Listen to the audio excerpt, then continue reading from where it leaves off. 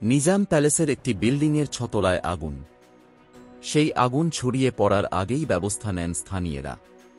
তাঁদের তৎপরতায় আগুন নিয়ন্ত্রণে আসে।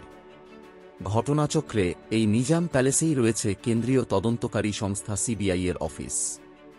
তবে যে বিল্ডিংয়ে আগুন লাগে সেই বিল্ডিং থেকে সিবিআই দপ্তরের দূরত্ব অনেকটাই। জানা গিয়েছে, মঙ্গলবার সকালে নিজাম প্যালেসের মধ্যের এক বহুতলের ছতলায় আগুন লাগার ঘটনা ঘটে। নজরে আসতেই খবর দেওয়া হয় দমকলে। খবর পাওয়া মাত্রই 3টি ইঞ্জিন পৌঁছায়।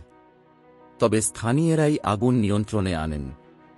কী কারণে আগুন লাগল তা এখনও স্পষ্ট নয়। যে বিল্ডিংয়ে আগুন লেগেছে সেখানে কোয়ার্টার রয়েছে বলেই খবর। উল্লেখ্য, এই নিজাম প্যালেসের মধ্যেই রয়েছে সিবিআই দপ্তর।